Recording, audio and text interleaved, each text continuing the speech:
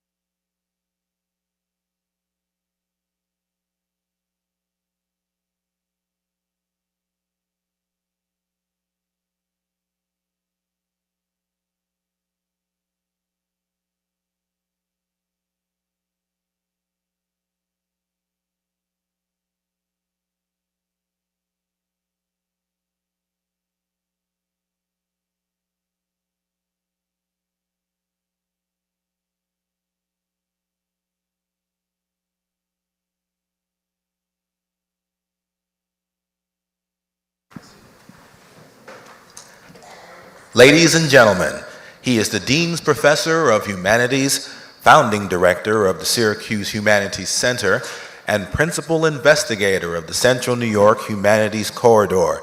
Please welcome Professor Gregg Lambert.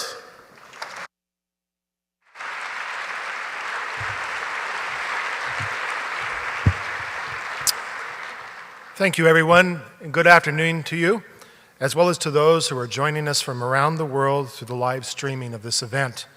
It's my pleasure to welcome you here today for the second panel of this important discussion about finding a common ground for peace. Since 2009, the SU Humanities Center's programs have been featured the Perpetual Peace Project, which engages people in the world or in conversations and events about since we've become so interdependent in the 21st century, can discover a way to live without the constant threat of war. The goals for the project are quite simple. One, to change people's minds about accepting perpetual war and get them to take the idea of peaceful worlds seriously. Two, to start imagining what it would be like to actually live in a society where differences are settled by diplomacy and dialogue instead of drones and devastation. We are honored to have with us today His Holiness the Dalai Lama, the embodiment of this vision whose strength is in finding a humane way to address our global problems. For this event, many thanks go to the Venerable Lama Tenzin Dondan, personal peace emissary to His Holiness the Dalai Lama, for his assistance, and to SU trustee Sam Nappy, the executive director of Common Ground for Peace, and really the driving force behind this historic series of events. To get the conversation underway, however, please join me in welcoming the moderator for this afternoon's discussion, NBC News national and international correspondent and anchor, and today anchor at large, Ann Curry. Thank you.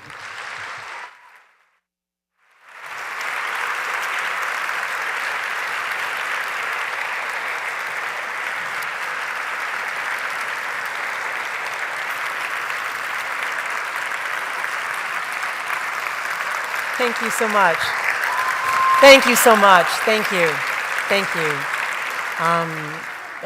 I'm feeling, and I know you might be feeling, quite lucky. So a quote from a good friend of mine in a moment like this, just about to see His Holiness the Dalai Lama. My friend used to always say, just think, this is us. Here you are. Thank you, Greg. Thank you, Lama Tenzin, who helped organize this. Thank you, Sam Nappy, who is in our audience. Thank you, Syracuse University.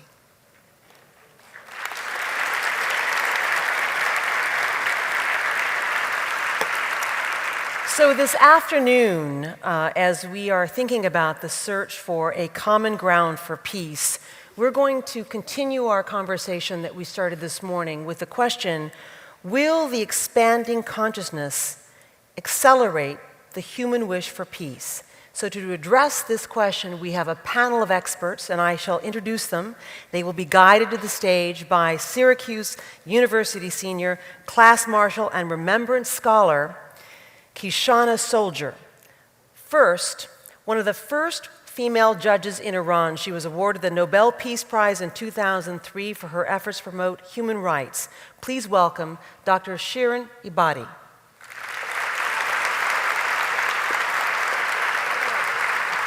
Thank you again. Thanks.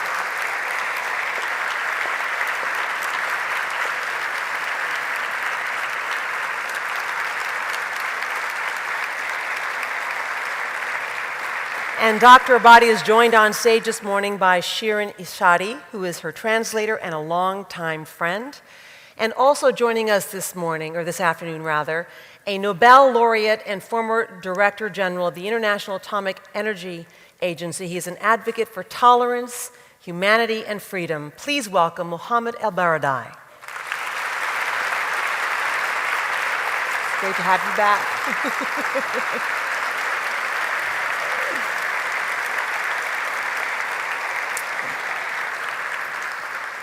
We also are joined by a much-awarded civil rights advocate for the poor and for the oppressed, and he is also the oldest son of Martin Luther King Jr. and Coretta Scott King. Please welcome Martin Luther King III. It's great to have you here. Thank you for joining us.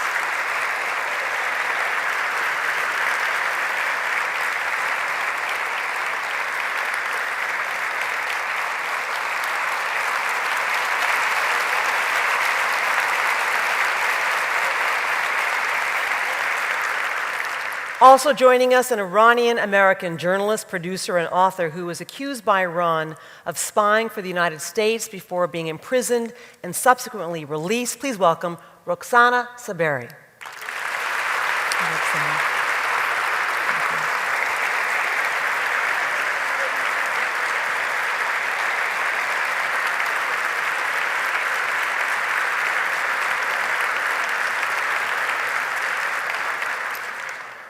And also we have an Indian composer, singer-songwriter, producer, and philanthropist named on Time magazine's list of the world's most influential people. Please welcome A.R. Rahman. You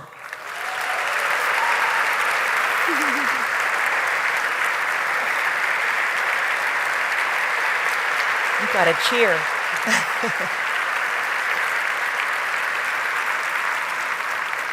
And now, to make the most important introduction of the afternoon, please join me in welcoming the 11th Chancellor and President of Syracuse University, Chancellor Nancy Cantor. Good afternoon. On behalf of the SU community, I want to thank our distinguished panelists and our moderator, Ann Curry, for joining us today, and extend again a special thanks to our SU trustee, Sam Nappy, and World Harmony Productions, and to the Venerable Lama Tenzin Dandan, personal peace emissary for His Holiness. What a rich discussion we had this morning, affirming that to find peace, we must all work for justice. And this afternoon, we come again together to weave a fabric of ideas on global consciousness built from the particulars of personal experiences. We are deeply honored and humbled to welcome His Holiness the Dalai Lama here to Syracuse University. We look forward to his leading us in this remarkable chance to explore together what it means to care, individually and collectively, about our future well-being. To imagine, as one of our students asked this morning, what comes after peace, even as we know that there will always be more work to do to preserve it. And what better setting for today's discussion than a place dedicated to learning, where a rich and varied array of nationalities, cultures, ethnicities, and life circumstances do come together. For it's only through direct engagement with those whom we perceive as different from us that we develop the empathy of mind that empowers us to both appreciate our differences and honor our inherent connectedness, and then begin to find common ground. As our faculty colleague, Margaret Himley, says, in all we do, we work to embody a sense of the global, not as elsewhere, but as everywhere. It's an irony of our times that in a technologically drenched world where we can span oceans with the touch of a fingertip, we continue to find authentic and deep connections elusive. Those that are so integral to recognizing our common values and celebrating rather than pitting our differences in some modicum of shared humanity. As we share our humanity, we also come perhaps to share some humility, understanding that just as we may see imperfections in others and injustices in other places, we also must look within ourselves and around us in our land, recognizing that there's much work to be done at home, too. As His Holiness so wisely has said, to meet the challenges of today's increasingly shrinking world, human beings will have to develop a greater sense of universal responsibility. Each of us must learn to work not just for his or her own self, family, or nation, but for the benefit of all. His Holiness the Dalai Lama, whose name translates to Ocean of Wisdom, was born in 1935 to a farming family in northeastern Tibet and was designated the 14th Dalai Lama at the age of 2. In his capacity as spiritual leader of Tibet and in his prolific writings and teachings, he has spent his life promoting virtues of compassion, forgiveness, and tolerance, fostering interreligious harmony, and serving as advocate and spokesman for the Tibetan people. He has earned countless honors and awards, including the Nobel Peace Prize for his commitment to peaceful resistance in the struggle for freedom in Tibet, the Congressional Gold Medal, and the Mahatma Gandhi International Award for Reconciliation and Peace.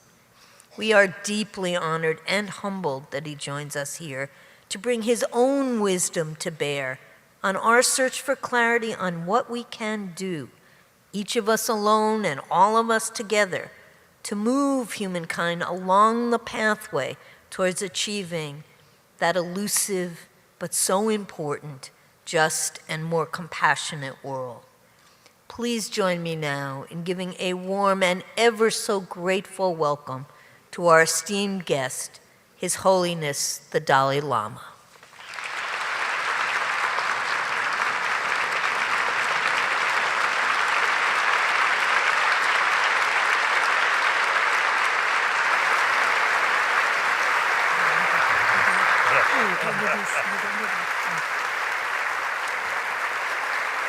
This is Dr. Martin Luther King.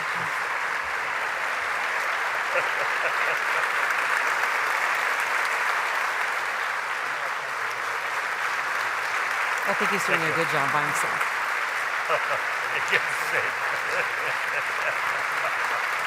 Thank you very much. Thank you so much. Thank you.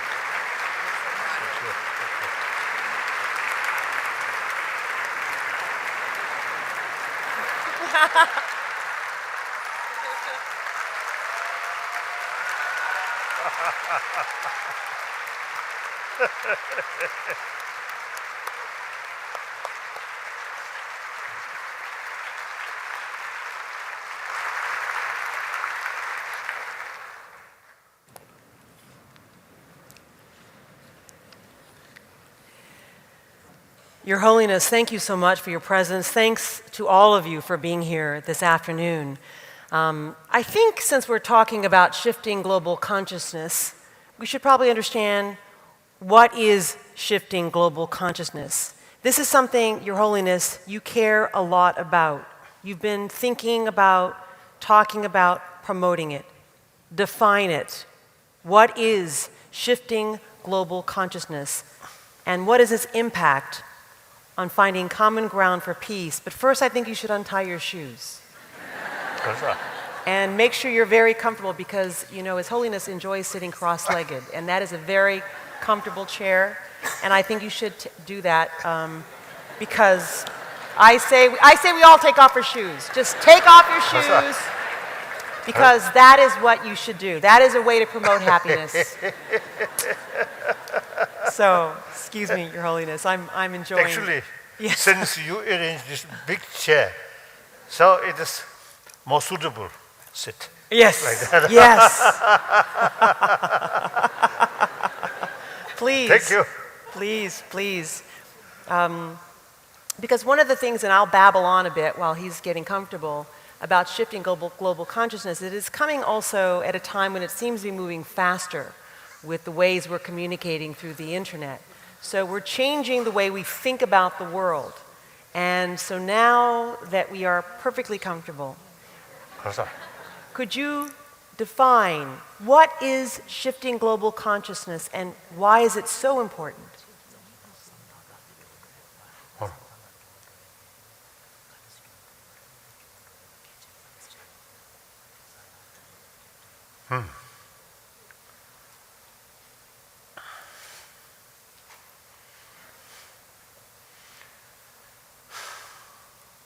I think even animal, the new sort of environment, sort of new sort of circumstances, their way of life also is changing.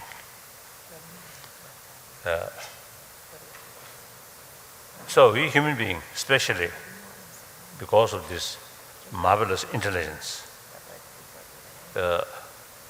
you see, we have the ability, you see, to adapt according to the new circumstances.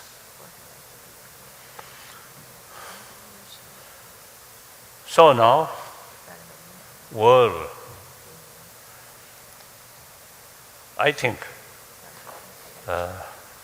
broadly speaking,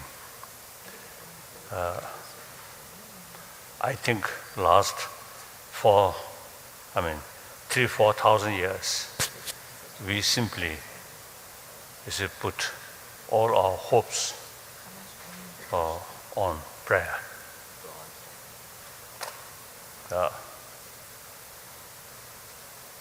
Then perhaps last 2 centuries, 200 years, science, and with help of science, technology developed. So the new sort of today, reality. Now, eventually, we put our hope on technology and science.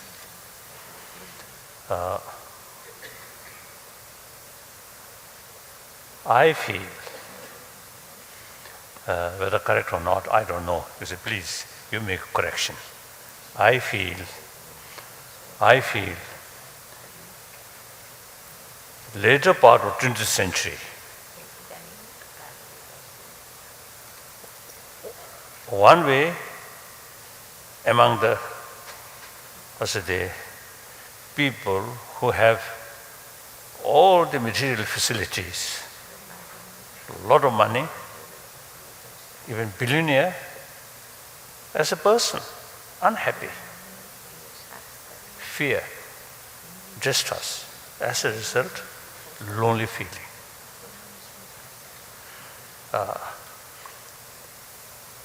Then another thing, in the scientific sort of field, research field, also now, at the later part of the 20th century, there are research about human brain.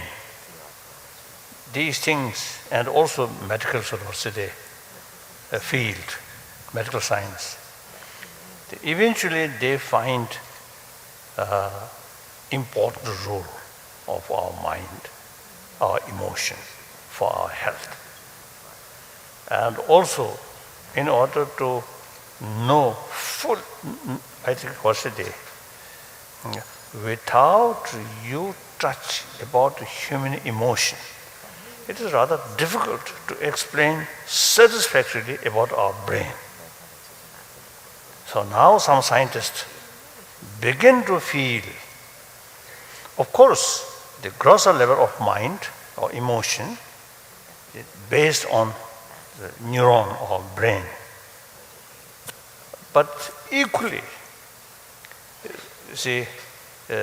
due to certain sort of mental sort of feeling, effect on our brain. Now that's happening because of plasticity, because of neuroplasticity. Oh, that one. I don't know. I don't know that word. So you see, through training of mind, certain sort of mental sort of different experiences develop, then actually the effect of on the brain. So therefore, I think on global level, I think interest about our mind, about our emotion, although not big number, but you see there are very intelligent people, and also those who say rich people, not necessarily very intelligent.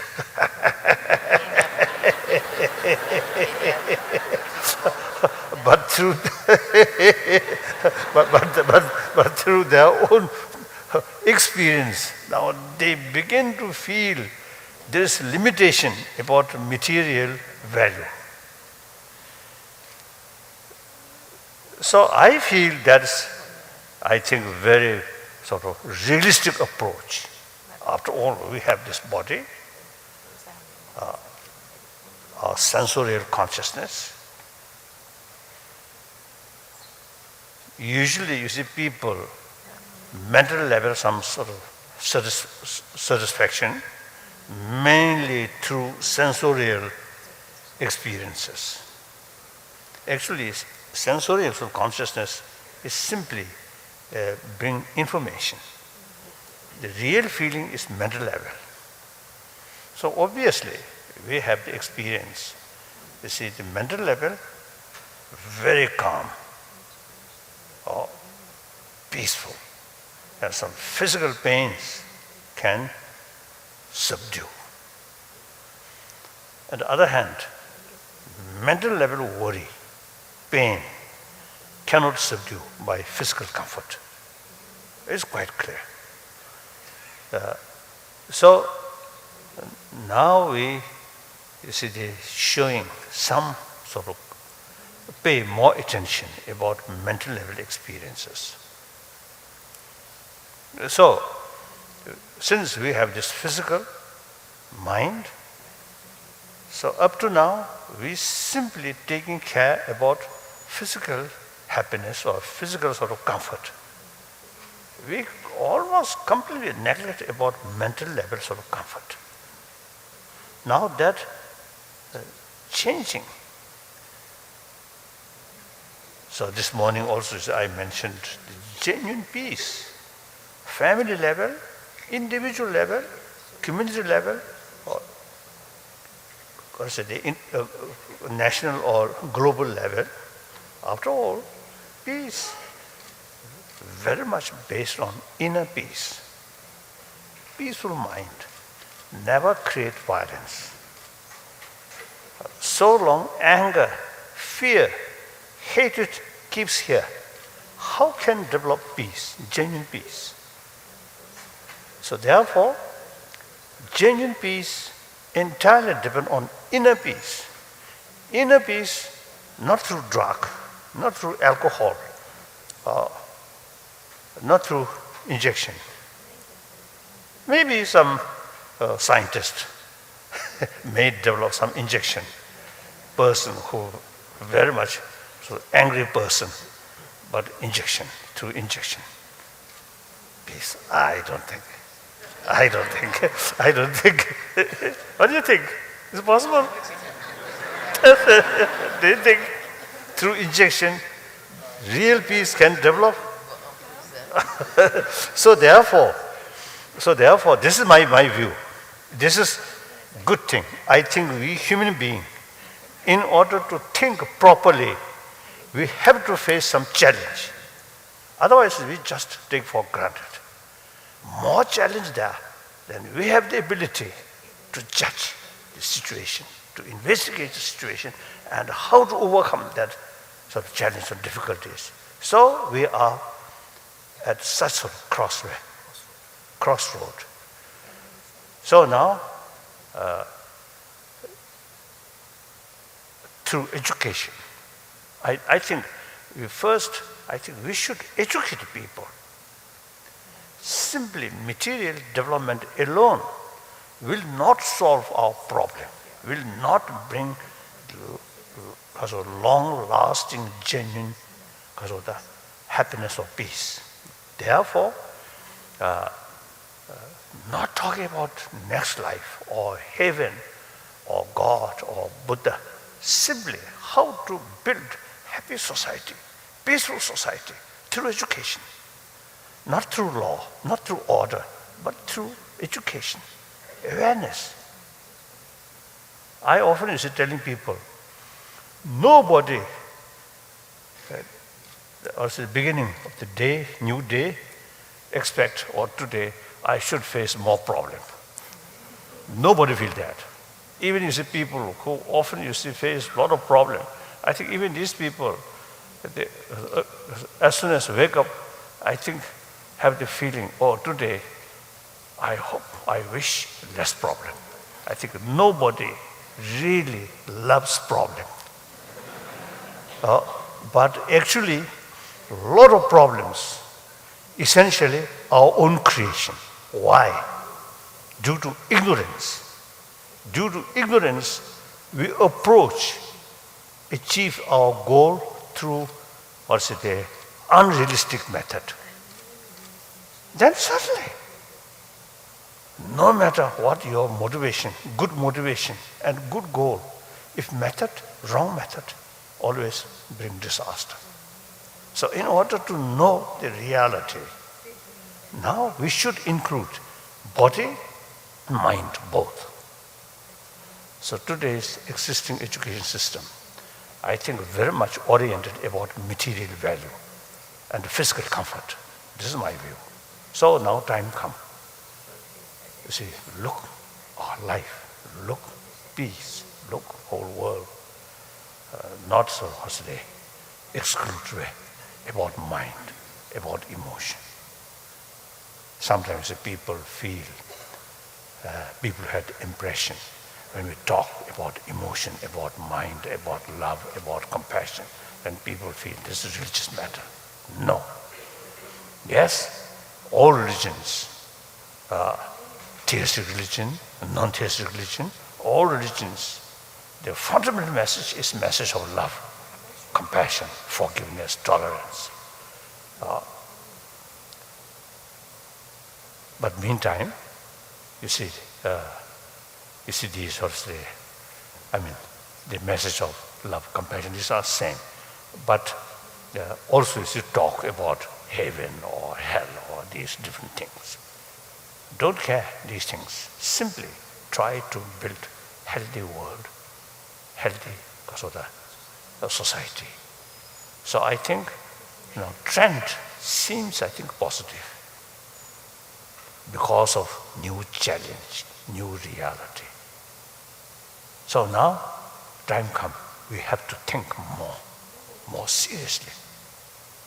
Existing our way of thinking, way of life, should not take for granted, or like that. That's my view.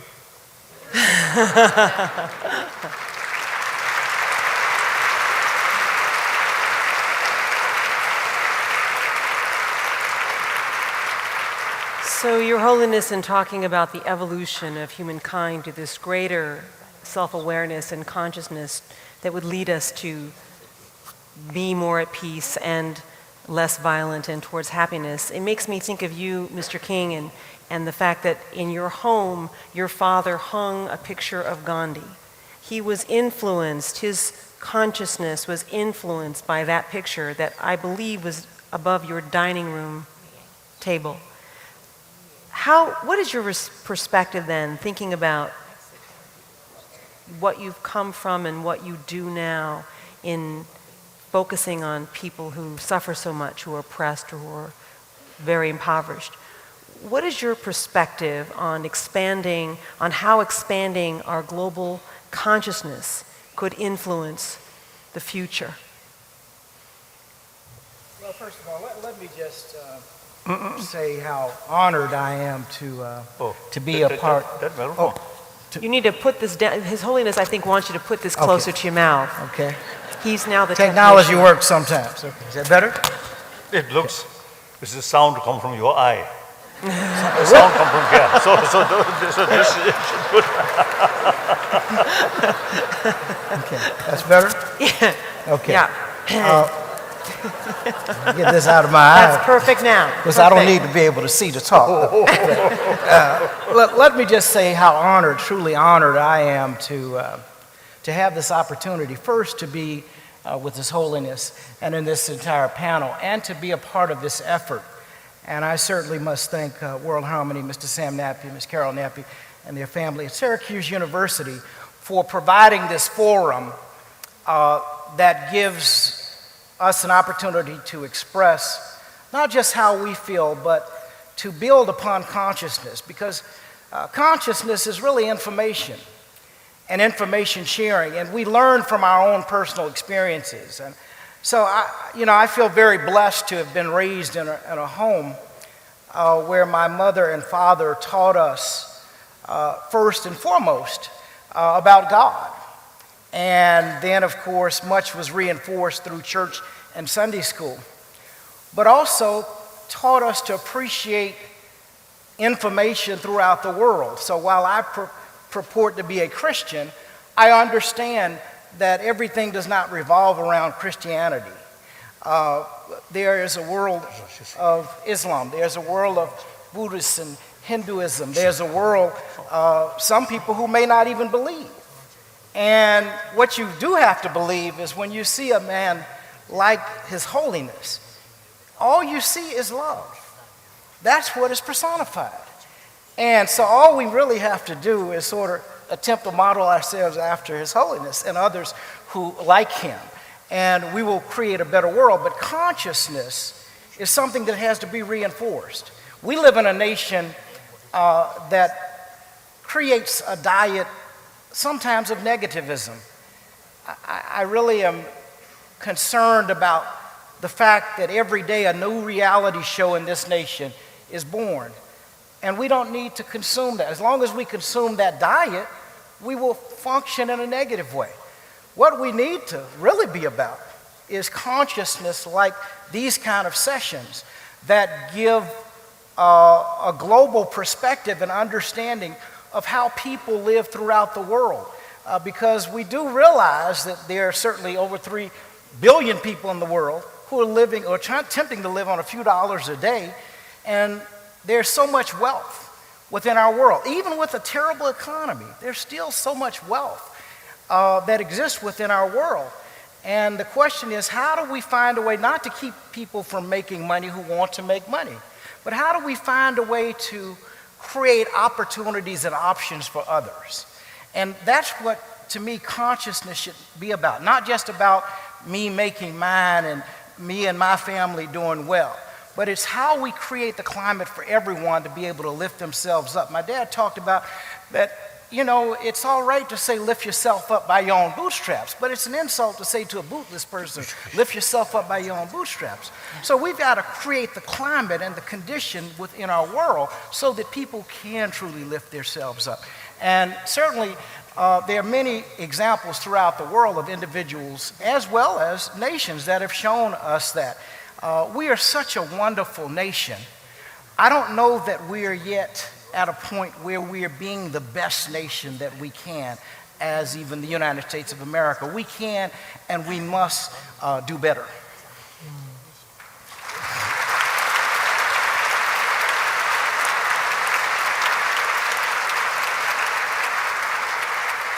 One element of global consciousness, Dr. ElBaradei, is that, and I think Your Holiness, you have spoken about this yourself, that it used to be that people could live in a time when they were not as aware of the world as they are today.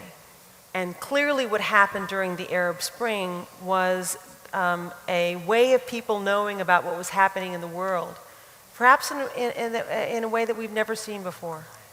You know, that an idea in Tunis could spread to so many countries in the Arab world and be considered and debated throughout all the rest of the world.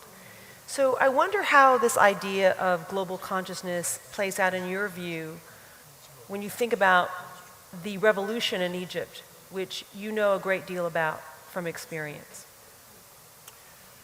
Well, and I think the Arab Spring, if you want to call it, brought to the fore how skewed our priorities are, frankly. You know, we have continued to believe that we're different. You know, that people in the U.S. cares about rule of law, due process, but others can live comfortably under an authoritarian system. I think this is again yet another example that all of us, everybody in this human family, care about freedom, dignity, basic needs, irrespective of whether he has an American passport, he's black, you know, he is a Buddhist. And we continue to emphasize our differences, which are completely superficial. You know, if you look around anywhere, I lose that every day. I know, you might get admonished by His Holiness, so I would put that on very quickly. There you are. If we look around anywhere, we have the same hopes, same aspirations. You know, we all want to have a decent life, take care of our families, you know, have a health care, and yet we continue to emphasize the differences. We continue to talk about what I believe completely superficial, you know, and continue to put ourselves in boxes.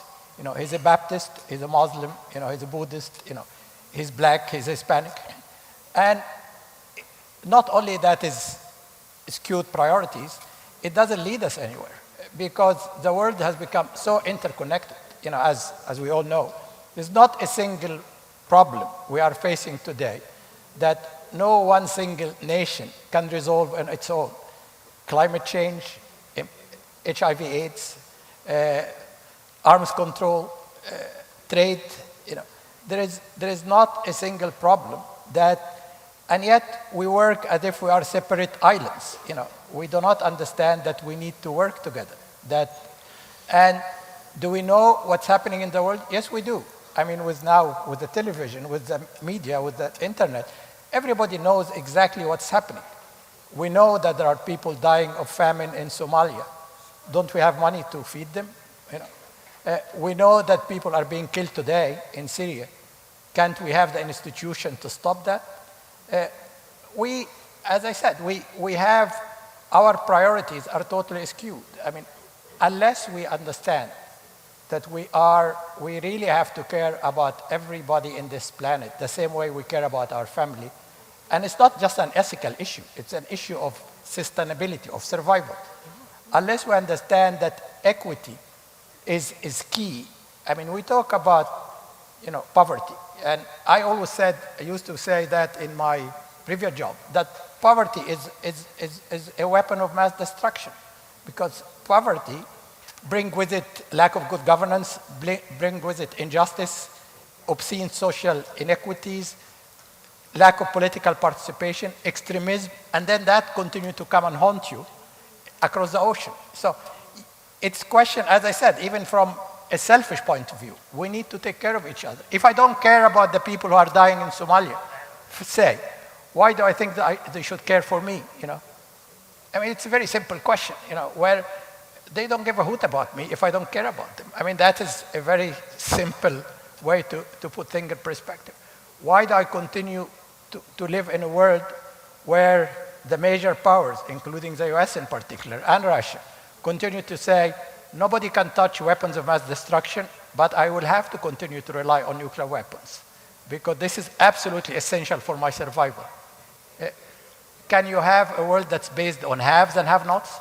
I mean, with the technology spread around, we have seen so many countries now trying to do what the big boys are doing. You see it in Iran, you see it in North Korea, and you will continue to see that.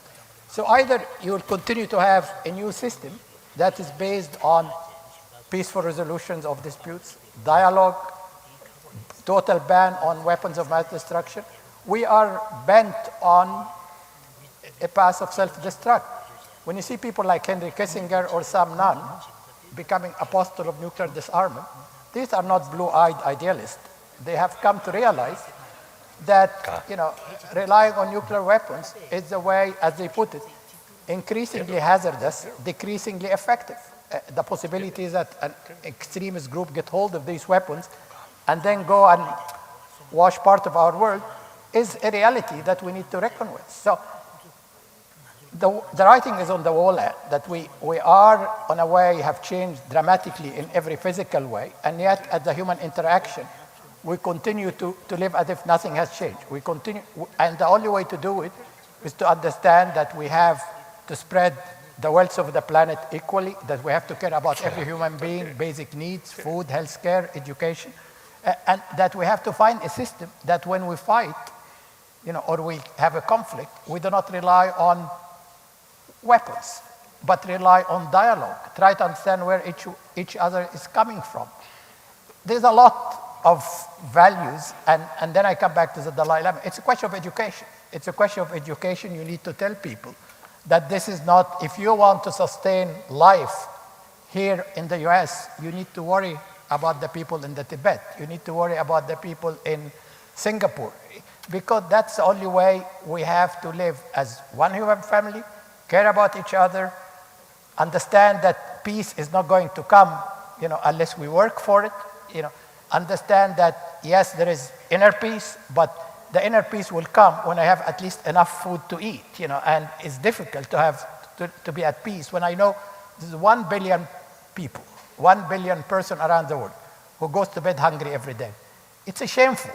It's shameful what we have, and yet it's not that we do not know that. We know it, but how we make sure that our conscience transcend this passiveness and move forward and take social responsibility. That's the basic question.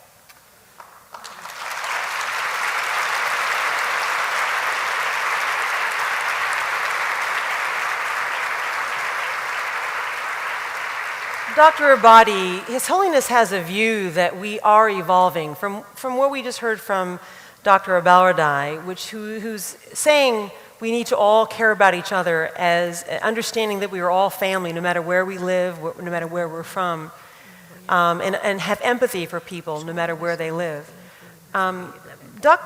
His Holiness has a view that we are evolving slowly towards having that empathy. And so I'm wondering, from your point of view, you are an Iranian, you have worked for human rights, you have gone to jail, fighting for the human rights of people in Iran. Is it your sense that, that we are becoming more conscious outside of Iran, having more empathy for the people inside Iran, or not?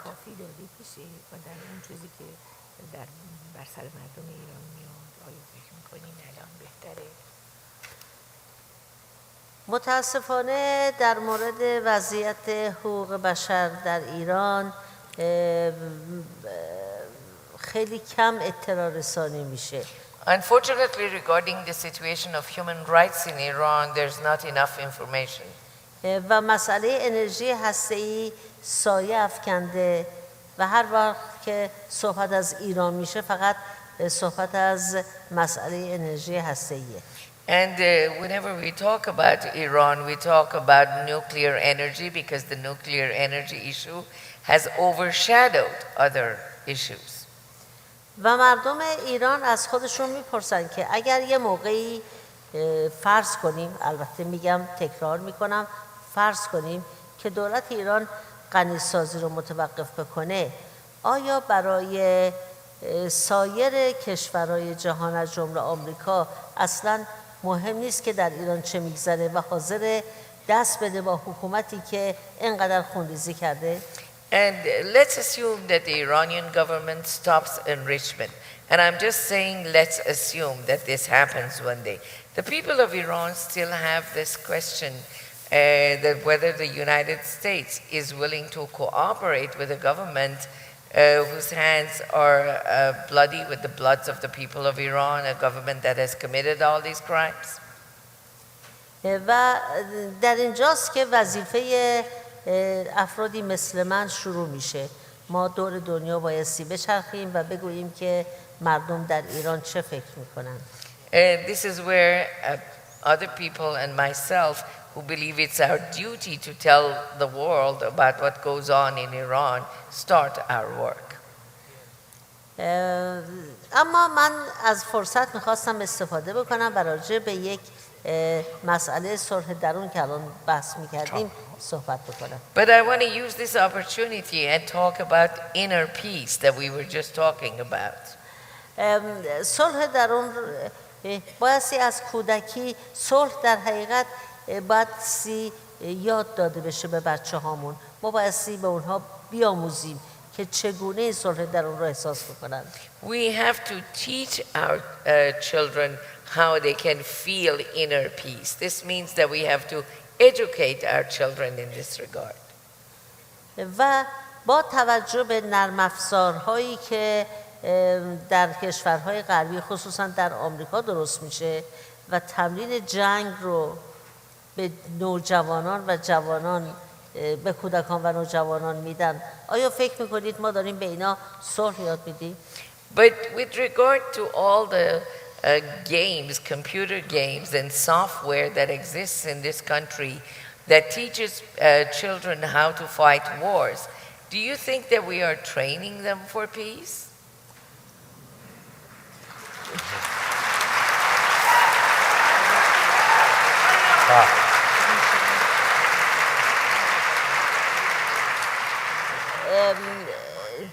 من 2 سال پیش در این کشور یک نرم افزاری رو دیدم که نوجوانا خیلی بهش علاقه داشتن و مسابقه‌ای بود که ما بن لادن رو چطوری باید بکشیم.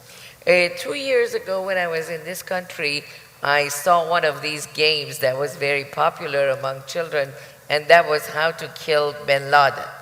البته بن لادن یک تروریسته و به هیچ وجه هیچ کسی از او حمایت نمیکنه. اما آیا واقعا فکر میکنید که یه بچه 10 ساله بایستی با کامپیوتر تمرین بکنه که چطوری یک شخصی رو بکشه؟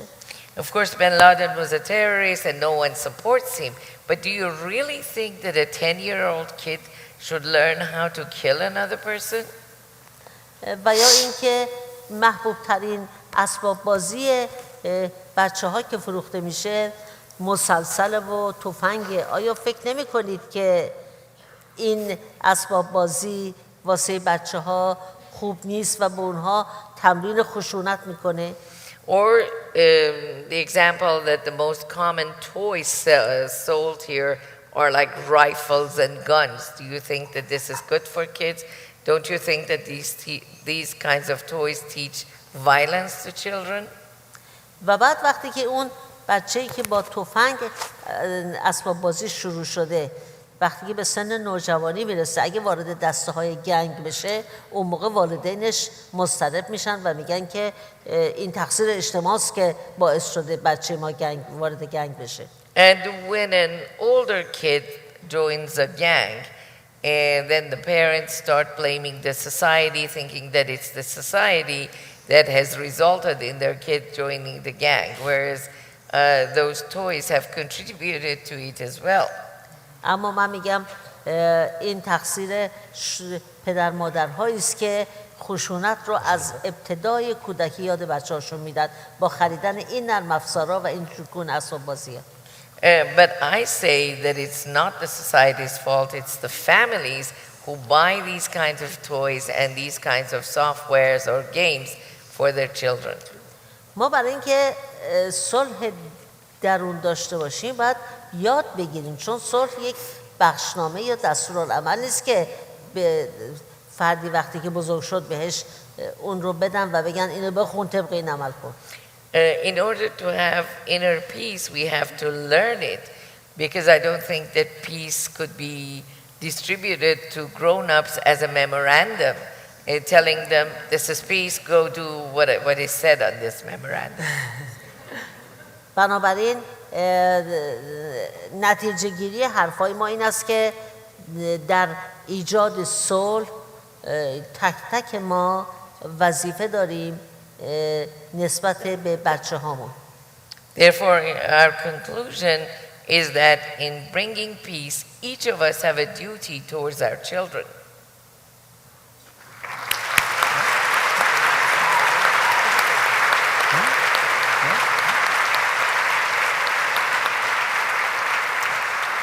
Ms. Saberi, having been imprisoned and shut off for a time from the rest of the world, I'm wondering how you see the impact of the world that's exposed to us, well, with this ancient BlackBerry or with the iPhones, that allows us to have access to the world at any moment.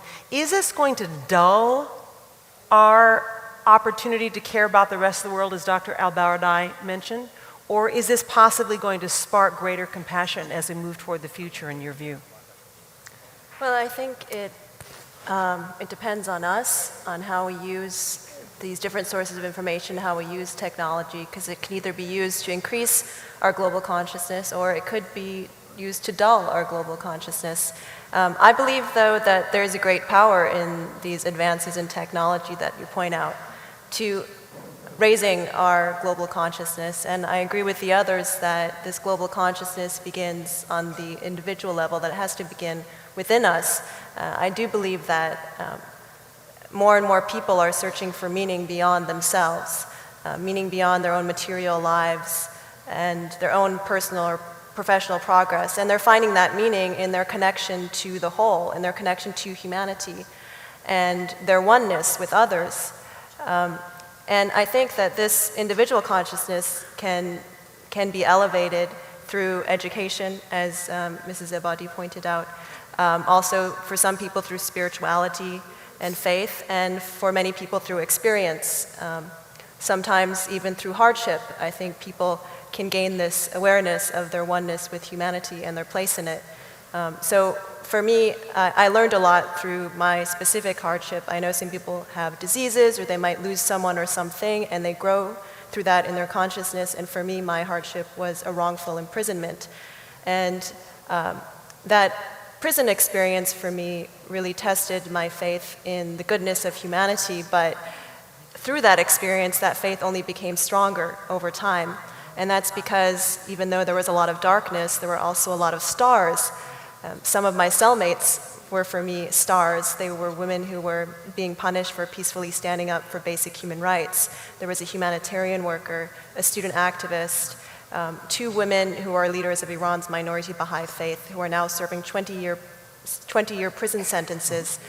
And one of their attorneys, courageous enough to stand up for them, was Dr. Ebadi. I asked these 2 women one day, don't you hate our captors for putting us in prison, and they put you in solitary confinement for months?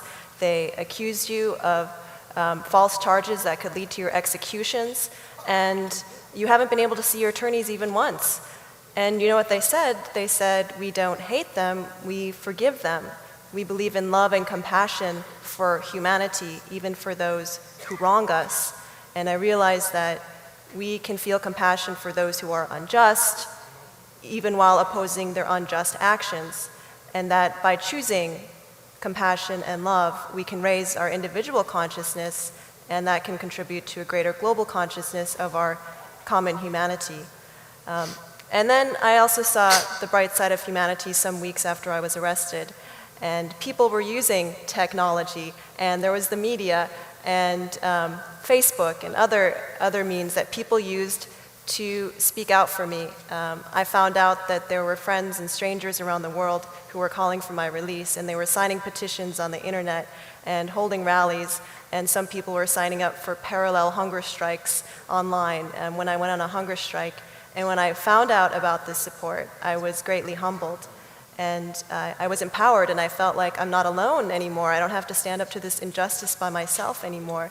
And I believe this pressure also helped pressure the Iranian authorities to release me. So I was sentenced to 8 years in prison, but I got out after 100 days. So I realized that when we don't have a voice, we need other people to speak out for us. And when we do have a voice, we can use all these different means like technology or just signing petitions or taking part in rallies or in any way we can. Maybe we're artists, we dedicate our artwork. We're journalists, we're educators, we inform other people, we inform ourselves.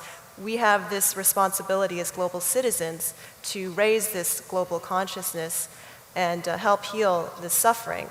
I know that many Iranian prisoners, from student activists to women's rights advocates and journalists to bloggers, they've said that their greatest fear was to feel that they would be forgotten. But their greatest source of strength was to realize they weren't alone. And I think that though there are still many instances of violence and destruction, and there are many people who don't seem to care about what's happening on the other side of the world, I think there are more and more signs that we are becoming more conscious of our connection to humanity, and that we are realizing more and more that each voice can make a difference. Thank you.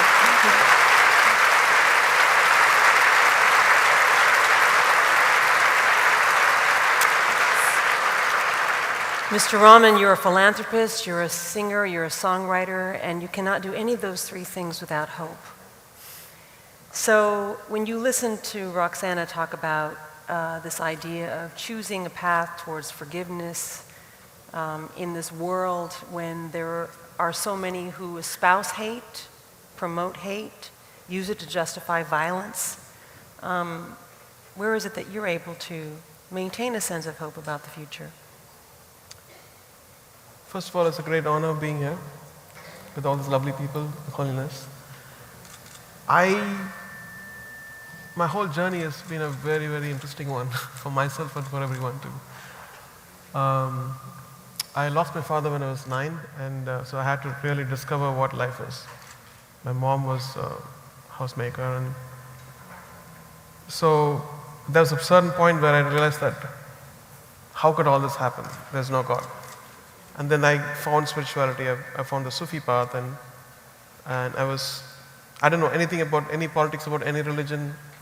I was just into my music and my spirituality. As you're talking about inner peace, and I found that. I found that because I was very satisfied with what I was given. I was very content. And that's why all that music in the 90s, which I made from 91 to 2000, and then came 9/11. And so I started to question what's happening. Now I started to educate myself in world politics and what's happening in the Middle East, what's happening in America. Then you discover that people are people. People are lovely, they're amazing everywhere. They have families, they have sorrows, they have love, they have, aspirations. So finally you go through, I have a family, I have 3 kids, and what do you teach them?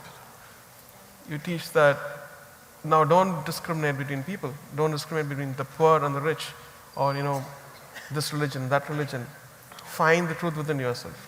Find what is the truth, because I believe there's a saying that every human being is a shrine of God.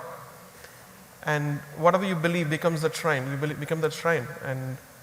And so how can you disrespect anybody who is of another religion or another race, another color? By doing that, you're disrespecting the whole humanity. And one person's sorrow is the whole humanity's sorrow. And you start believing that. And also His Holiness talked about ignorance, which is the main cause, I feel. Because the more you know, you less you talk, and you say, I don't know much about it, but I'll be a listener. And there's a story which I heard long back, which has influenced me so much. It talks about how each religion or how each race finds God.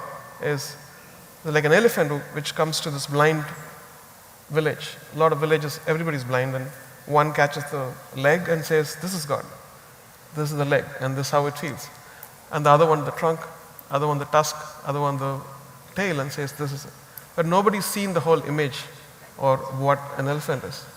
So for me, love is like that, understanding is like that, knowledge is like that, God is like that. Like we've found something, but we don't know much. And there's much more to be discovered, there's much more to be understood, much more to be given. And so the idea of giving is fantastic for me, because the moment you expect things is when you feel dark, you feel selfish, you feel small, and the moment you give, which I find so much in music. Sometimes they say, we don't have money, but would you do a song for us? Yes, of course. Because it's coming from me, from another channel, and that's what it is for. But there are many other things that, strings attached to many things, but if allowed, I would be doing music free. So that's it. I'm so glad to be here to be sharing all this. Thank you so much.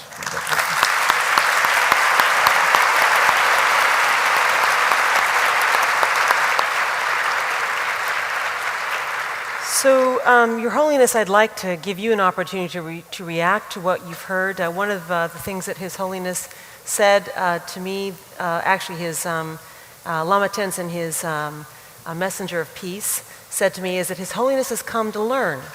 So now that means the rest of you on the panel have been teaching just now, which is pretty sobering to think about. So I'm asking His Holiness what reaction you might have to what you've heard, and also how we deal with the disparity between the wish for peace, as we've heard expressed here, the wish for the kind of thinking that would allow for global consciousness, and the reality of so much war in our world today, and so much hate and suffering.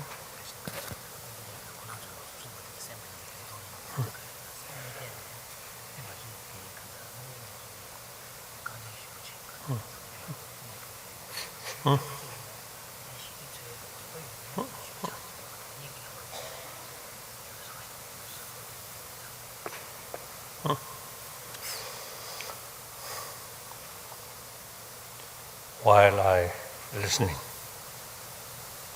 each person's today talk or presentation, wonderful. really wonderful. So while I listen, yes, I have some sort of ideas come. But then listen, first person, second person, third person, then previous one already disappeared.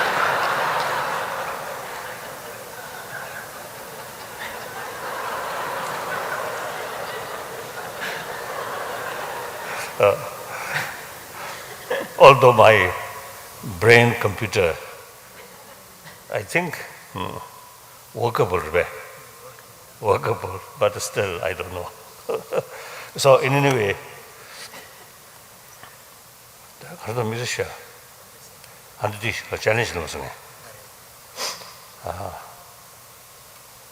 I think it is quite natural among humanity, different views, always there. Now you mentioned a lot of problems there. At the same time, the genuine desire for peace also there. I think genuine desire for peace not come all to certain. Or I think concerned sort of organization, including government, I think particularly sort of make certain effort. I don't think that, but come from our own experience. Violence, although part of human history, the ultimate source of violence is anger. Anger is part of our mind, part of our emotion. However,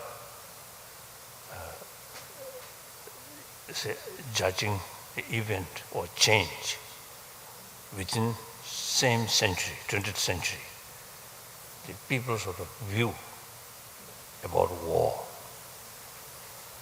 and the early period of 20th century and the later part of 20th century, I think big change. This come from frustration, fed up about violence. I think this will grow. I think you mentioned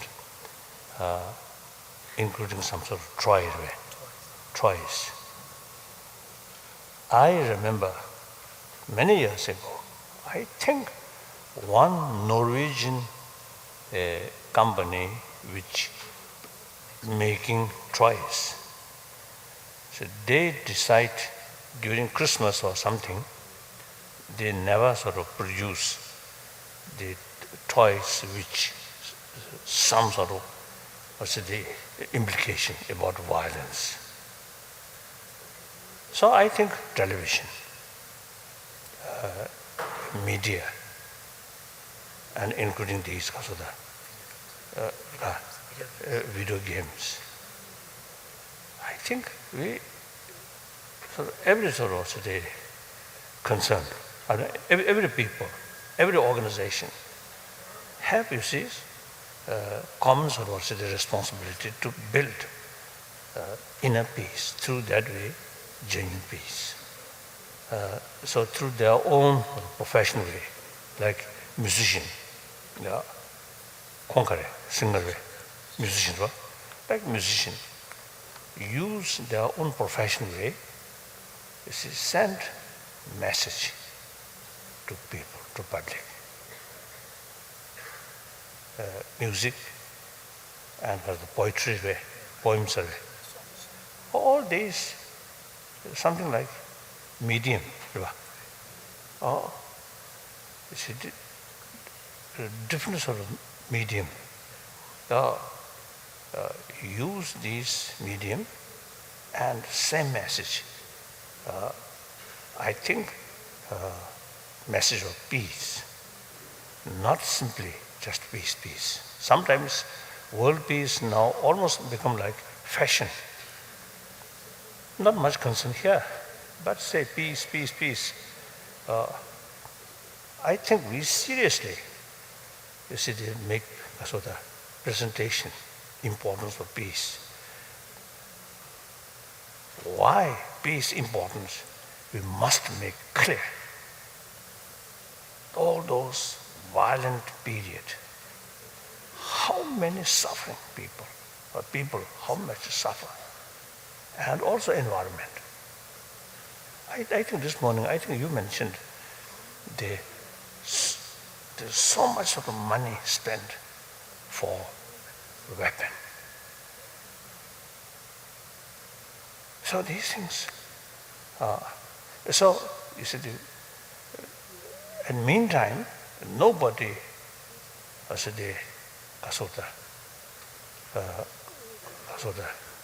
courage use this weapon.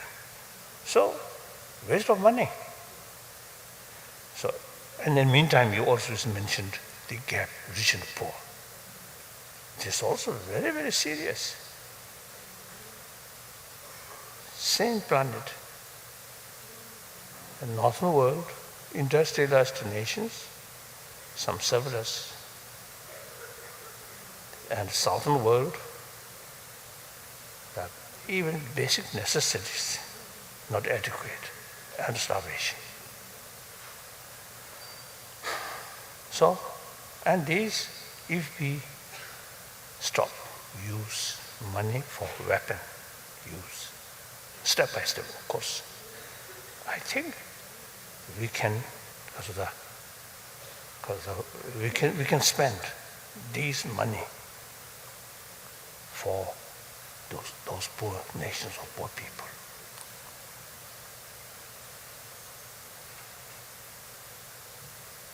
And then also, I think corruptions. I think last year, or I think 2 years ago, 1 year ago, I was in Latin America, and I give talk. I asked audience, how much corruption, small or big? The response like that. Then gap, rich and poor, how big? Small or big? Very big. Or except I think recently in Austria, So I asked same question, corruption, big, small. That's first time response say less. And also the gap, rich and poor, smaller. So in any way, these are the problem, source of problem. When huge gap, the poorer section of people develop more frustration, more sadness. Sadness brings frustration. Frustration brings sometimes demoralize, sometimes violence. So all these related with sense of responsibility, as you mentioned, sense of responsibility, well-being of others. We are part of that society, humanity. We are part. When I talk, when I meet people, I always have the feeling, we are same human being, no barrier.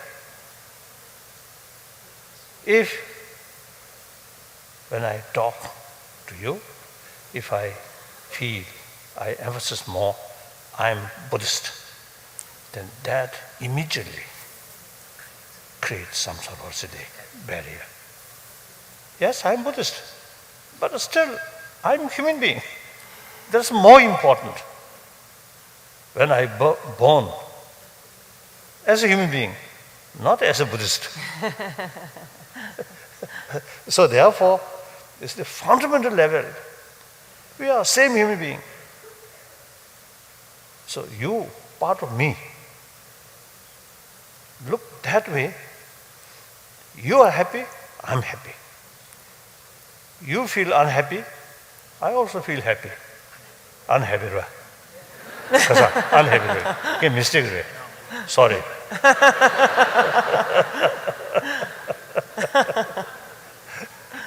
And firstly, my English vocabulary very limited and very poor, broken English. Now on top of that, getting older, My English also getting older. So in any way, you see, we have to, the other day, I was in Hawaii. The Hawaii native people say, your blood is my blood. Your bone is my bone. I think that means your happiness is my happiness. Your sadness, your unhappiness is my unhappiness. So that's show clear sort of how to say, sign or feeling or concept we are same. I think small population in ancient time, I think that kind of feeling is more living. And a big population. And I think within the United States, I think people in rural area and farm area may be human spirit or human brothers, sisters, may be more alive than those people who in big city, the entire population become almost like part of one big mission. Each other not much feeling. So all this, although lifestyle creates certain lifestyle or the reality creates certain sort of what's the way of life and way of thinking, but here, through education, we can make awareness, the deeper values, the fundamentals of those today, and the foundation of human happiness, foundation of human survival, as you mentioned. These are not question of kasota, simply morality or something, but these are question of our own survival, like that. Now population increasing, the environment, the global warming also changing. So unless, you see, we develop genuine sense of concern of well-being of entire humanity, or a happier world, I think challenge will increase. So we have to prepare in our mind. And then accordingly we have to also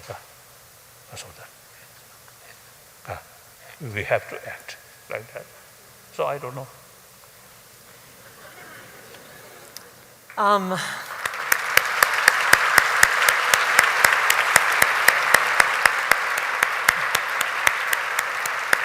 Thank you, Your Holiness. It's now time for some questions that have come to us from our audience, both here in Syracuse and also from people all around the world who are watching via webcast. And there's a question here from via email to the panel from Carl Winter. And he asked this question: is the use of military force to impose peace ever warranted, i.e. Darfur, Rwanda, or more recently, Syria? Who wants it? Is the use of military force to impose peace ever warranted?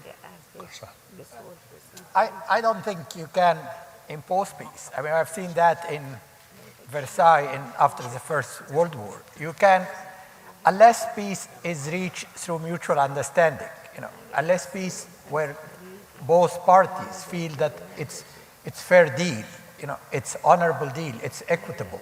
But you can stop killing. You got to stop. Well, there's a difference between peacekeeping, and achieving peace. Obviously, there is something called responsibility to protect in international law, which basically adopted in 2005 with a lot of fanfare by all the heads of state, that we will not allow, war crimes or crime against humanity, and we will have, as an international community, responsibility to protect.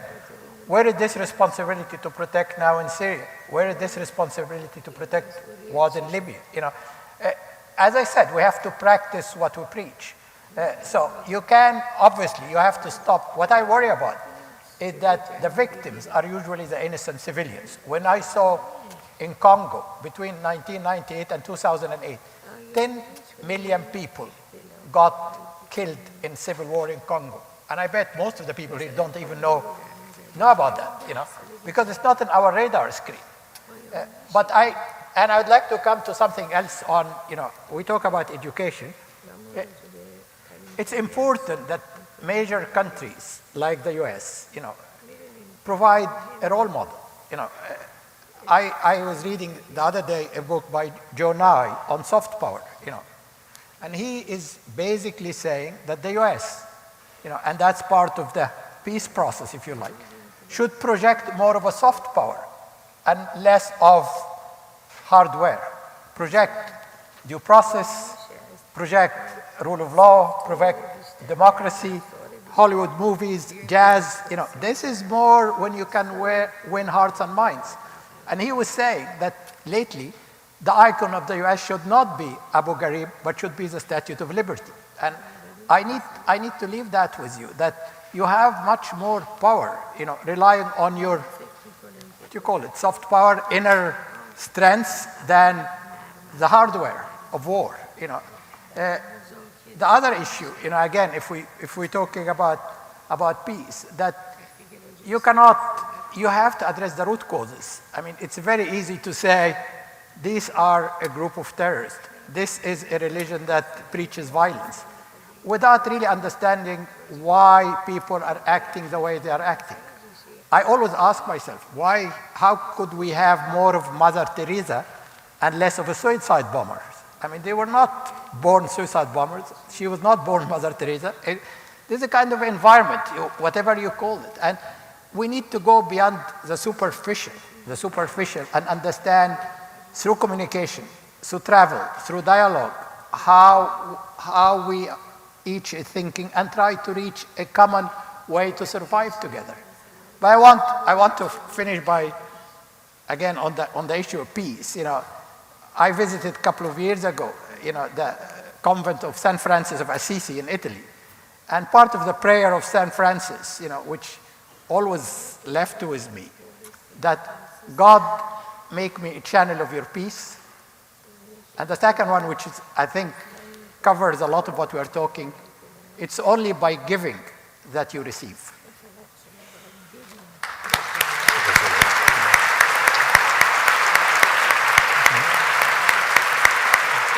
Can I add one thing?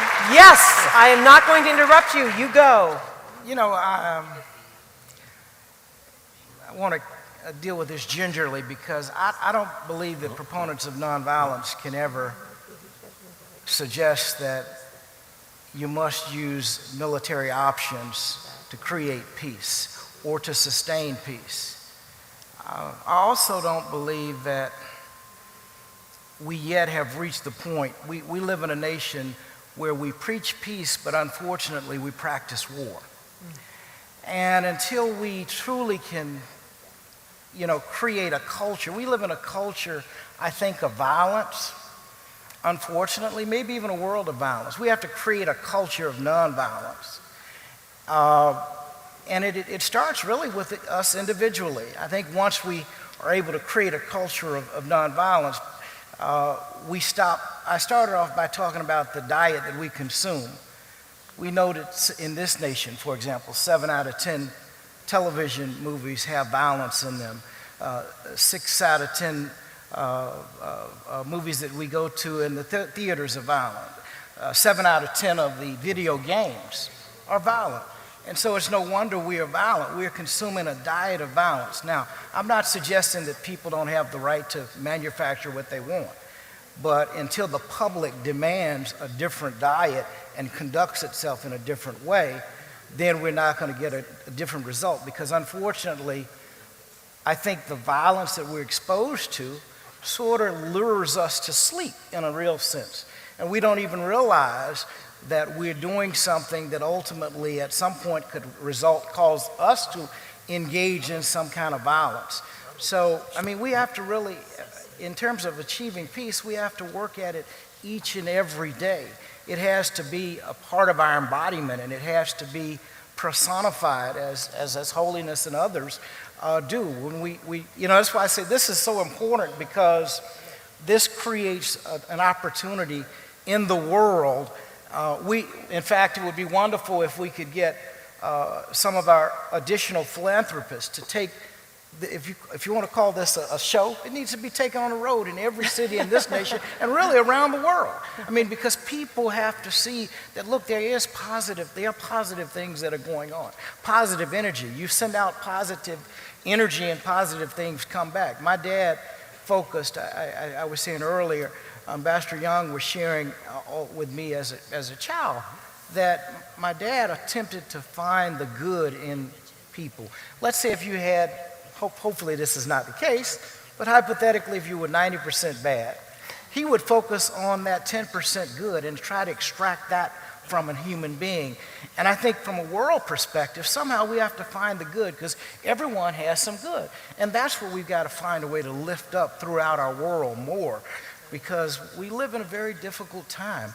But yet there's so many wonderful things that are happening that unfortunately we don't promote as much as we should. You know,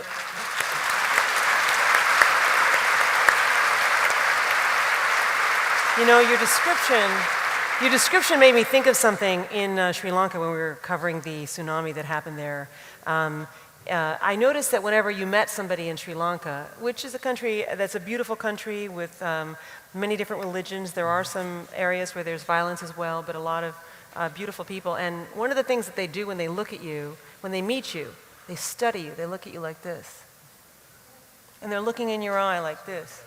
And you're going, what the heck's going on? You know, and you're meeting them. And then all of a sudden, as they look deep into your eyes, all of a sudden their eyes open and there's a flash of recognition. And then they put their hands together and they bow to you.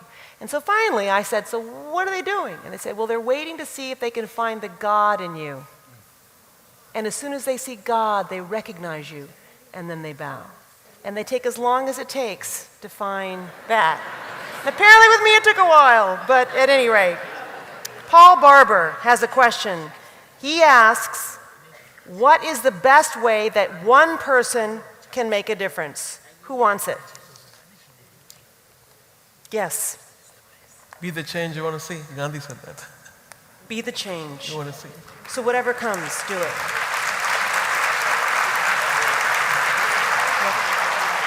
Roxana. I would say that everybody can make a change in their own way, perhaps through their professions, or just even in their interactions with other people. I think that if you recognize and respect the human dignity in other people, that those people will feel it and it will bring you closer together, and one by one then you can help to make this change.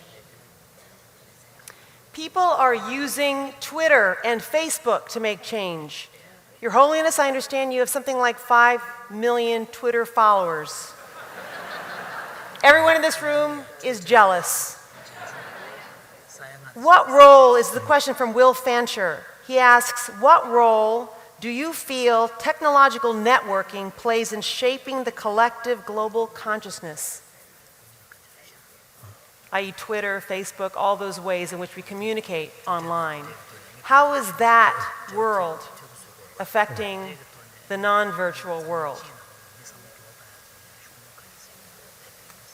I don't know.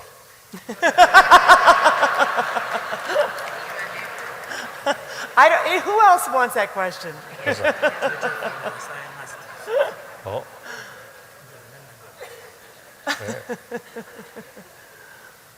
My hand, not for today, not trained, these are the latest modern technology. My hand fit those technology, I think, 1950, 1960. I think one sort of example. This is what to call mobile survey, mobile phone survey. Yeah. One occasion, I received one sort of call from America. So when I first listen, yeah, then when I answer, I carry here. Then it's my secretary told me, no need, just carry like that.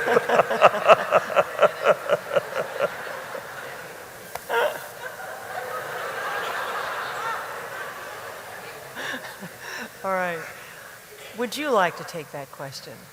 But I think I agree. I think someone is told, expressed, these technology instrument, we can't blame on this technology, but the user of this technology. If we use this technology for positive purpose, for peace, for, I think, in order to develop holistic view, these instruments are very, very helpful. Something wrong here, and try to cheat other people, try to create more misunderstanding, then these become destructive. So technology is wonderful, science is wonderful, but we use science and technology use for war, then atom bomb develop. We can't blame these technologies, science and these things. Ultimately, entirely depend on our user of these technology and science. So these missions also is ultimately user, isn't it? So it comes back to having a pure heart, a pure motivation. And when you have that, then... That's right. We have to educate. We have to make awareness. Ultimately, here, most important here, intelligence is also very important. I think in order to develop warm-heartedness through intellectual understanding, awareness, the reality. Okay, all right.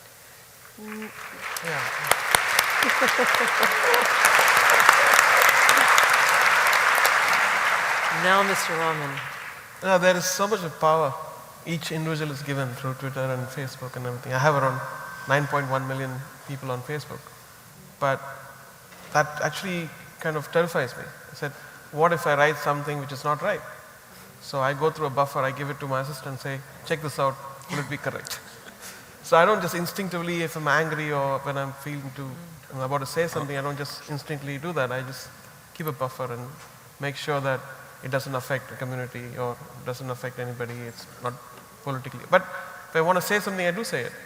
And so because of the anonymity which the internet is giving each one of us, we tend to say things explicitly sometimes and sometimes disrespect somebody, and which I feel our life is like a reality TV and we've been watched. Every deed of ours is getting recorded. I feel like personally, and what if I write something wrong and somebody's going to catch me when I'm about to die and say, you did this wrong, Twitter. you posted this unnecessarily, you wasted people's time and they're rating this, and it created so much of chaos. So I think each one should take responsibility in a way, and sometimes it's, the truth within yourself, within your conscience, that you're doing something right or wrong. Well, it would be great if more people stopped before they tweeted things or wrote things on Facebook, because sometimes we read a lot of things that are obviously not been edited by somebody's assistant out there. So, and it also would be great if maybe we could moderate ourselves in general, whether it's through Facebook or with each other, or whether we're a world leader working with another world leader, and we're facing the prospect of war. Self-moderation seems to be an issue. Yes, Roxana. I just have a suggestion.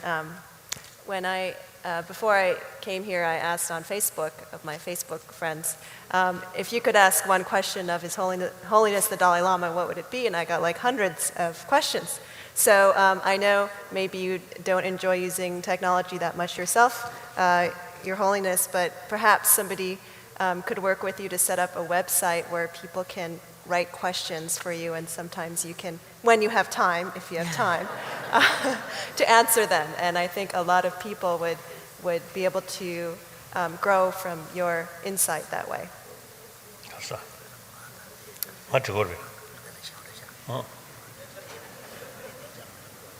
He just got some advice. What were some of the questions? Yeah, what were some of the questions? Oh, gosh. For example, when we suffer, how do we know that it really has meaning? What if we never find that meaning? How much do we have to really suffer to grow? how can nations work together to combat violations of human rights? Let's let him answer one of those Okay. questions. I like, the first one was a particularly good one. And why don't you re-ask it of His Holiness? I don't mean to take the question away from the No, students. do it. Okay, so one of the questions that I was asked on Facebook was, how much do we have to suffer in order to grow? And what if we don't find meaning in that suffering? Some people, they feel like they keep suffering, and how much do you need to suffer to actually get something out of it? What if you never find meaning?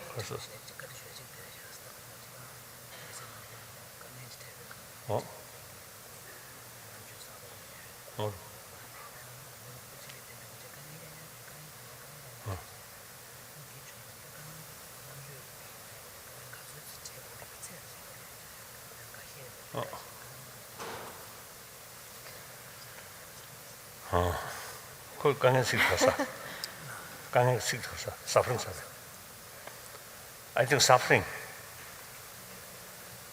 the experience of suffering, of feeling of suffering, physical level, mental level, we have to make the distinction. Physical level,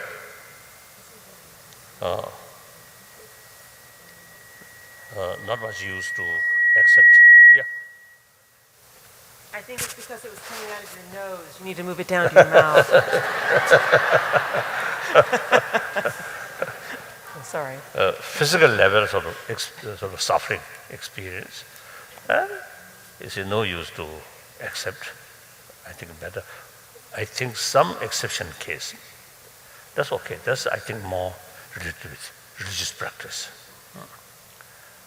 There's something exception. Otherwise, you see, there's no use to accept physical suffering. Then mental level suffering. There is no absolute independent suffering on mental level.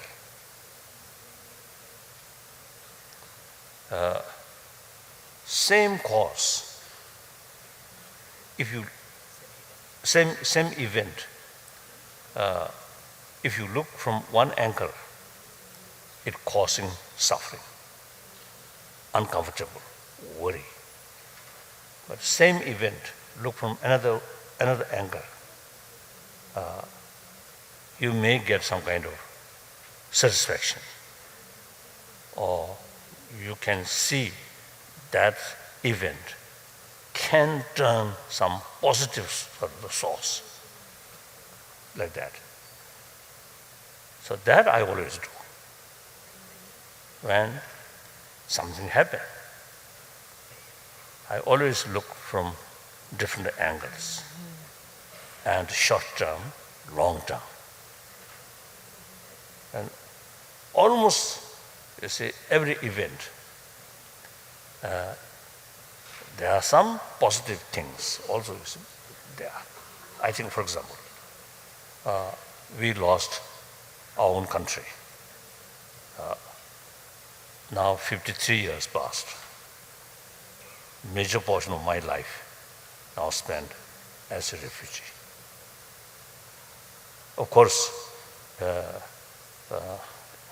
the other hand, I am longest guest of Indian government.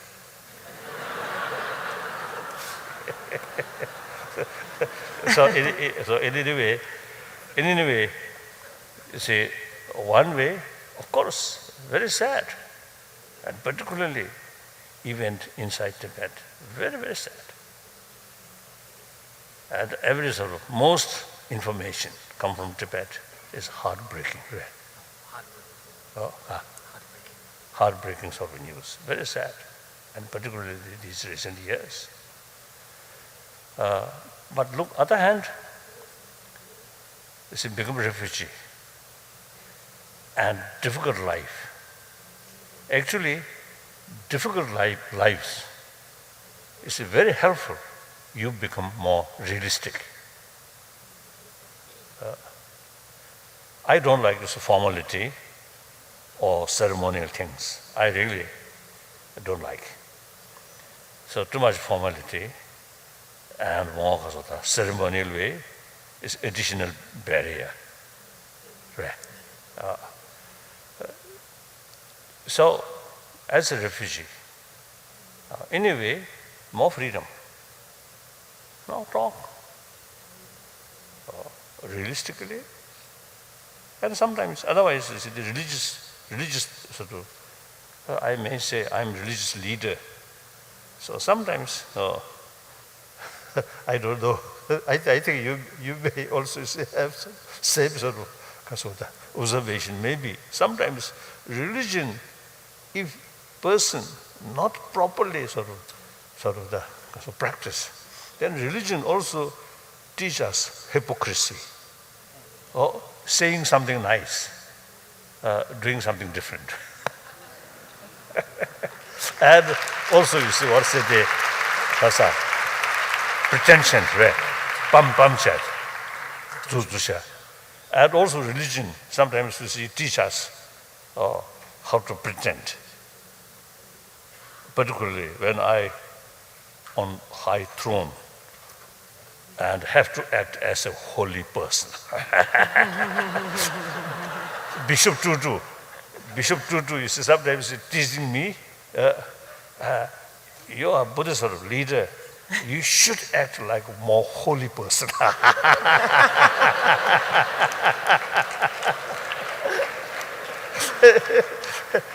So sometimes religion also, you see, and then also, as I recently I wrote one book, ethics beyond religion.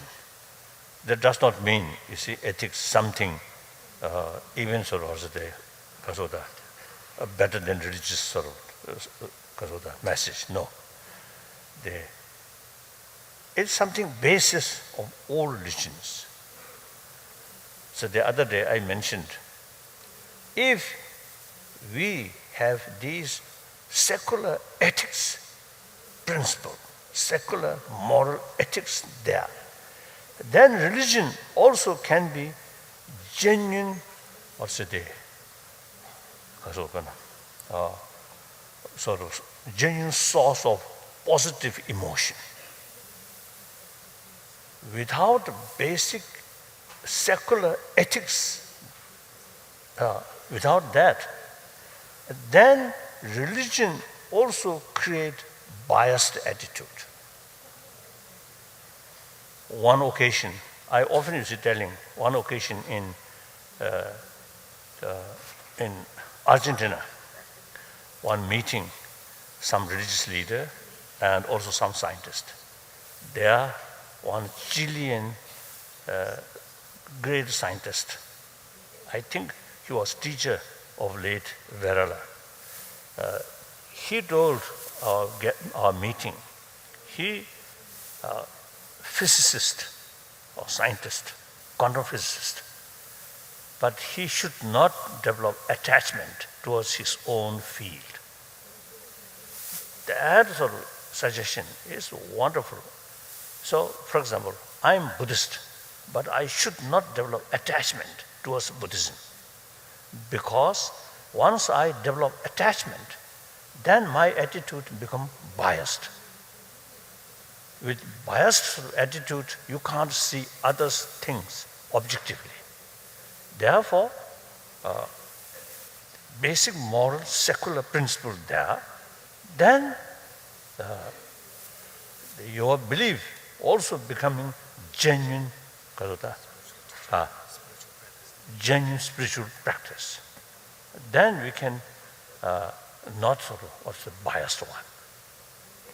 Then we can see the same, more or less same value in other traditions. So through that way, we can develop mutual respect. Faith towards one's own religion, but respect to all religions. That then easily can develop. If you too much attachment, your own religion, then you can't develop that kind of sort of objective attitude, like that.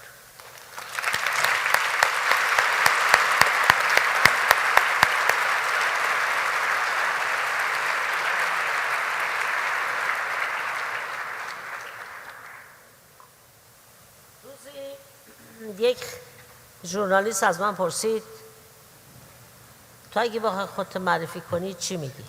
One day a journalist asked me, if you were going to introduce yourself, what would you say? گفتم اول میگم من یک زنم برای اینکه نصف مردم دنیا زنند و در حقیقت با نصف مردم دنیا شریک میشن. First I say I'm a woman because half of the population of the world are women, and I'm, in other words, by saying this, I'm partnering with them. بعد میگم من یک مسلمونم برای اینکه یک چهارم مردم دنیا مسلمونن.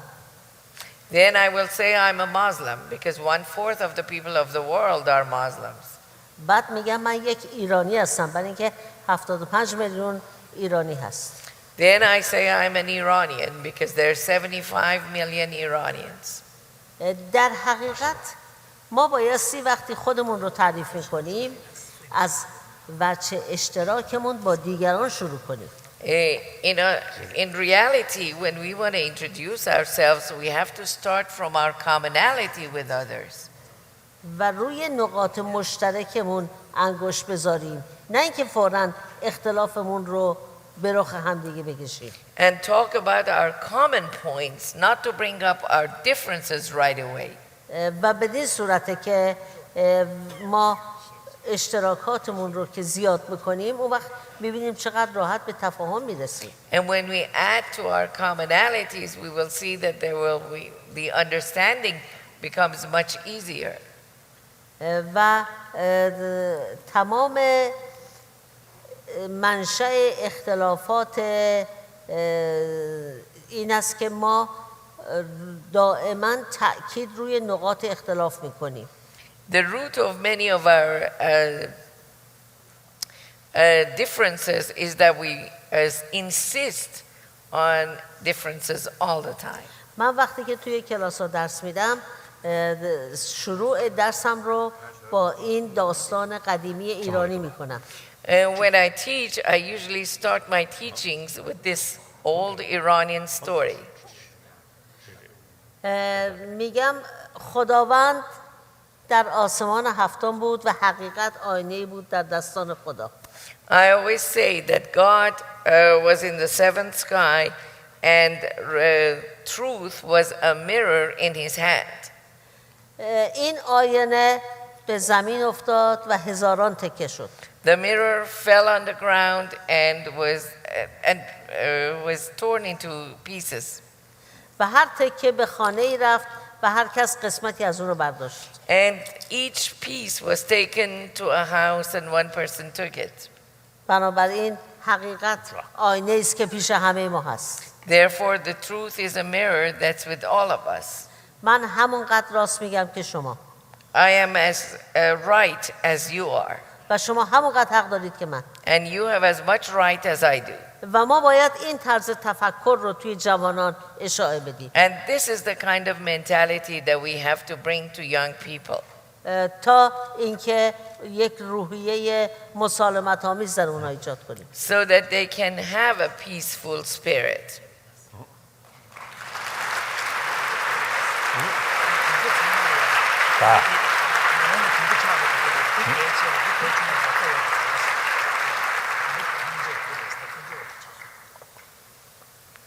There is a phrase that Rumi wrote, and I'm looking for it now, and I'm not finding it fast enough, that is something like, there is a field. You know it? Let's go beyond the fields of right and wrong, and I'll find you there. To go beyond the fields of right and wrong, I'll find you there. Thank you.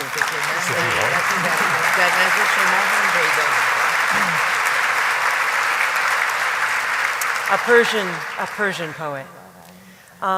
Your Holiness, it is now time to see if you have any final thoughts as we end this day that has been spent looking for common ground for peace.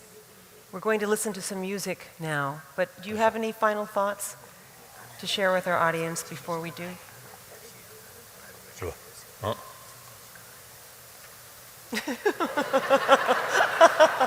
I'm sorry. I think hardly none. No? Nothing? Final thoughts. All right, that's fine then. I really enjoyed. Yes. I really enjoyed this sort of a discussion, and also I noticed the face of the audience. I think full alert way. That I really love.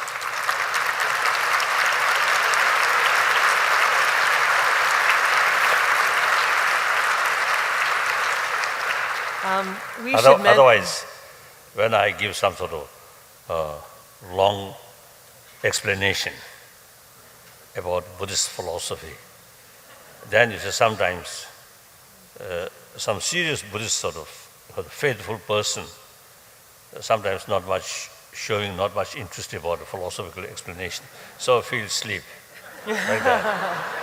Then I also feel sleep. If audience full alert, then my mind also become very active way, like that. Thank you.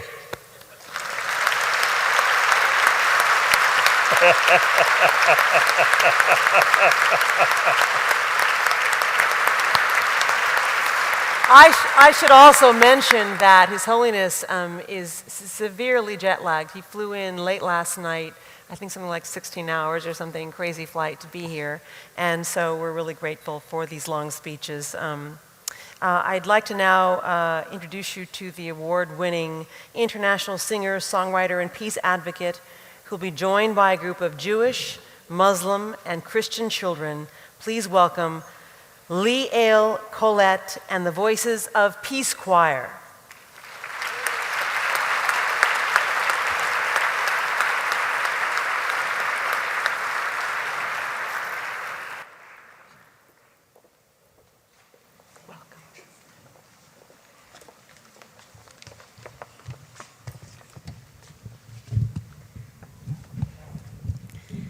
Good afternoon. I am so honored to stand here on this stage and perform with this beautiful choir of Israeli and Arab children who flew all the way from the Middle East to perform for you.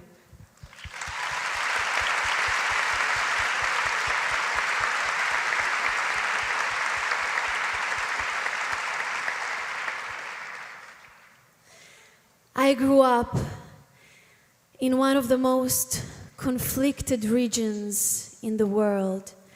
And as a child, I experienced the suffering of war. So I try to use my music in any way that I can to promote love and tolerance between all people. Thank you.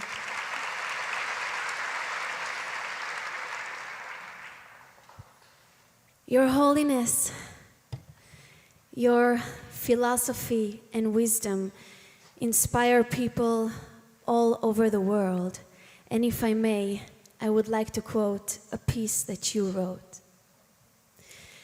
Because we all share the planet Earth, we have to learn to live in harmony and in peace with each other and with nature.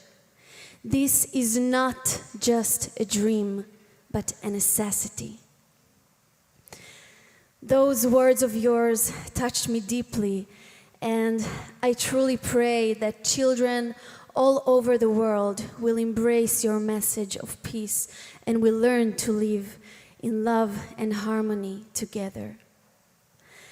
Especially for you, we are going to perform together a song that I wrote about the hopes and dreams of the young generation, of the children, to live in a better world, a world of peace. All over the world, there are children with hope, still believe in the dream of tomorrow. This is for you. Thank you.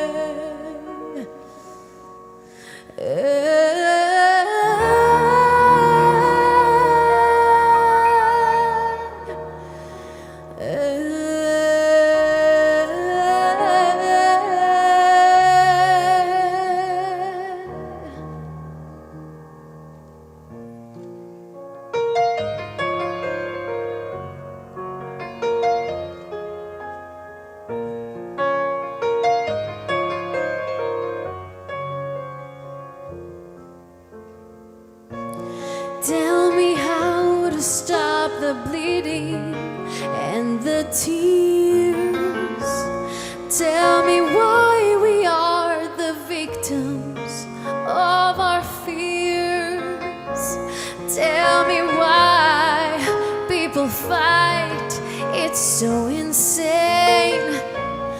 Tell me how to find the way to heal the pain.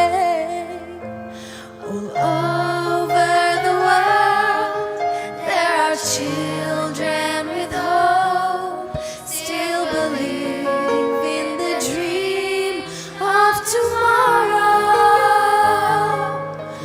All over the world, there are children with hope, still believe in the dream of tomorrow.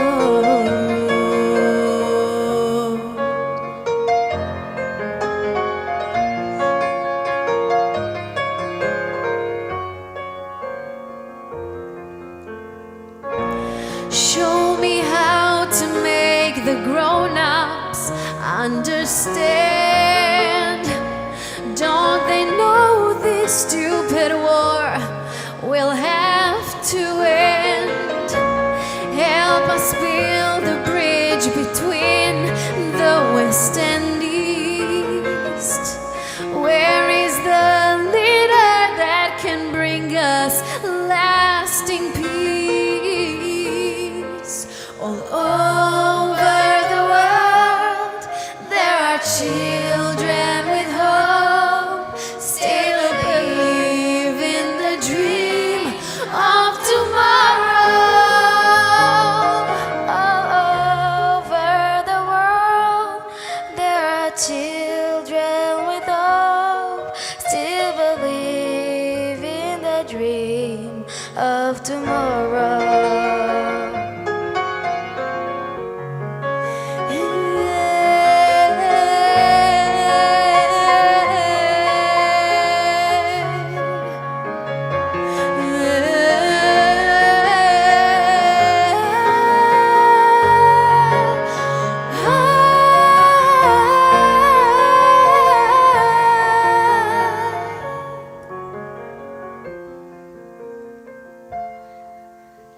All over the world, there are children with hope, still believe in the dream of tomorrow. All over the world, there are children with hope,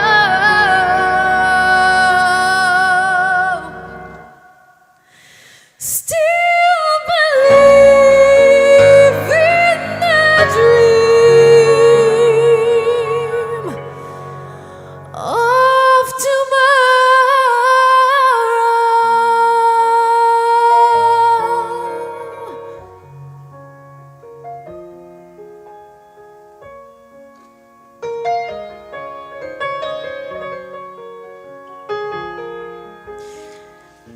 All over the world, there are children with hope, still believe in the dream of tomorrow. All over the world, there are children with hope, still believe in the dream of tomorrow.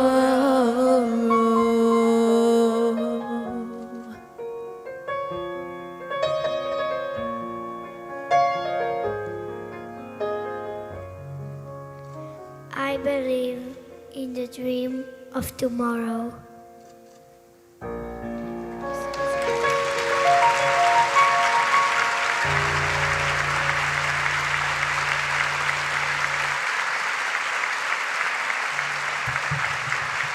Thank you so much.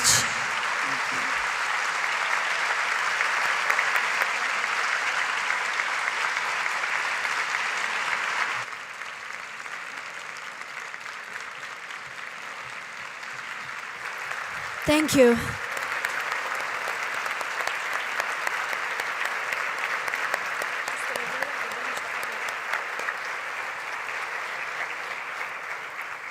So it is time to thank our beautiful musicians, thank all of our panelists, thank His Holiness, and thank all of you for being here today, here in presence and also via webcast. Thank you so much, everyone.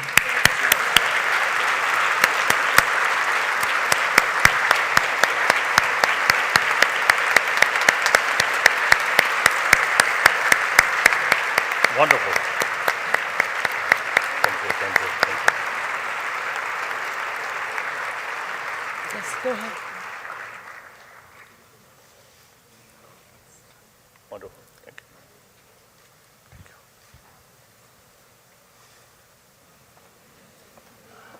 Let's shake hands. It was lovely. Thank you. You should probably go out there before they leave. You should probably go out before they leave.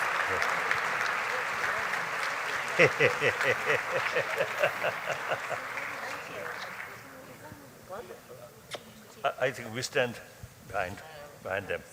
Come. The taller one, please come here. The taller one. You are not tall.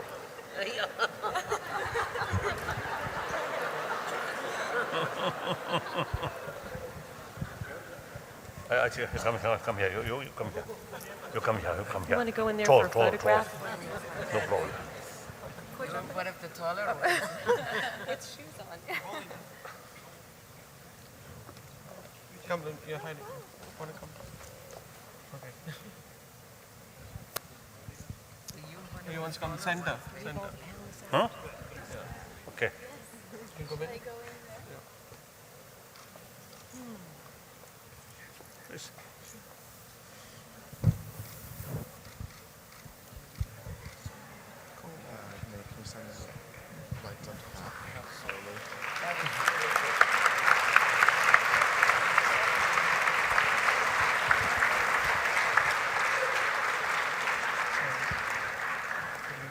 Wonderful. Thank you. We met. No. We met in '97. Hmm? We met in '97 in May. 97. I see right there.